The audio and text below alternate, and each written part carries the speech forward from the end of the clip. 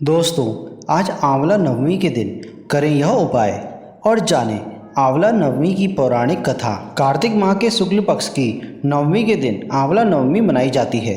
इसे अक्षय नवमी भी कहा जाता है क्योंकि इस दिन किया गया कोई भी शुभ कार्य अक्षय फल देने वाला होता है, अर्थात उसके शुभ फल में कभी कमी नहीं आती। हमारे आयुर्वेद में आंवला को आयु और आरोग्यवर्धक कहा गया है। इस दिन आंवला के वृक्ष की पूजा करके उसके नीचे बैठकर भोजन करने का बड़ा महत्व है।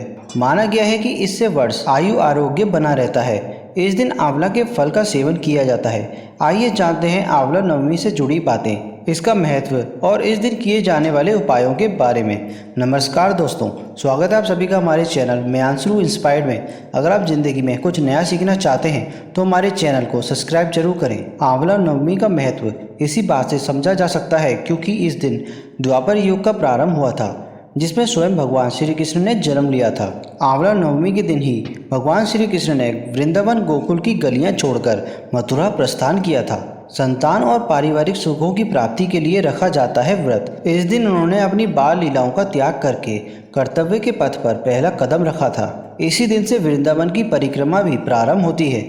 आंवला नवमी का व्रत संतान और पारिवारिक सुखों की प्राप्ति के लिए किया जाता है। यह व्रत पति पत्नी साथ में रखे तो उन्हें इसका दोगुना शुभ फल प्राप्त होता है। आंवला नवमी के दिन स्नान आदि करके किसी आंवला वृक्ष के समीप जाएं, उसके आसपास साफ सफाई करके आंवला वृक्ष की जड़ में शुद्ध जल अर्पित करें, फिर उसकी जड़ में कच्चा दूध डालें। पूजन सामग्री से वृक्ष की पूजा करें और उसके तने पर कच्चा सूत या मौली 8 परिक्रमा करते हुए लपेटें। कुछ जगह 108 परिक्रमा भी की जाती है। इसके बाद परिवार के सुख समृद्धि की कामना करके वृक्ष के नीचे ही बैठकर परिवार मित्रों सहित भोजन किया जाता है। आंवला को वेद पुराणों में अत्यंत उपयोगी और पूजनीय कहा गया है। आंवला का संबंध कनक धारा स्तोत्र से भी है।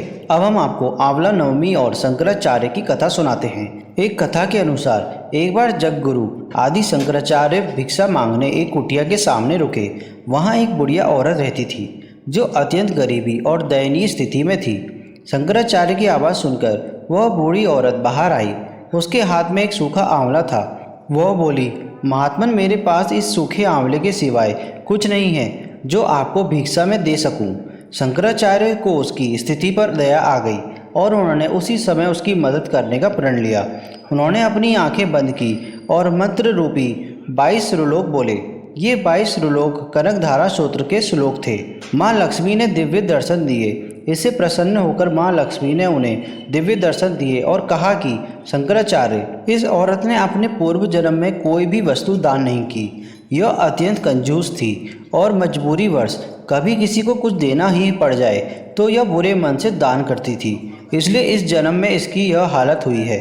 यह अपने कर्मों का फल भोग रही है, इसलिए मैं इसकी कोई सहायता नहीं कर सकती। शंकराचार्य ने देवी लक्ष्मी की बात सुनकर कहा, हे महालक्ष्मी, इसने पूर्व जन्म में अवश्य दान धर्म नहीं किया है, लेकिन इस जन्म में इसने पूर्ण श्रद्धा से मुझे यह सूखा आंवला भेंट किया है।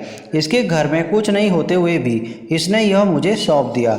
इस समय इसके पास यही सबसे बड़ी पूंजी है। क्या इतना भेंट करना पर्याप्त नहीं है? शंकराचार्य की इस बात से देवी लक्ष्मी प्रसन्न हुई और उसी समय उसी गरीब महिला की कुटिया में स्वर्ण के आंवले की वर्षा कर दी। दोस्तों, आशा करते हैं आपको यह वीडियो अच्छी लगी होगी। इस तरीके की वीडियोस हम अपने चैनल म्यांसरू इंस्पायर्ड में लेकर आते रहते हैं। अगर आप हमारे चैनल में पहली बार आए हैं तो हमारे चैनल को सब्सक्राइब जरूर करें। मिलते हैं आपसे अगली वीडियो में, तब तक के लिए धन्यवाद।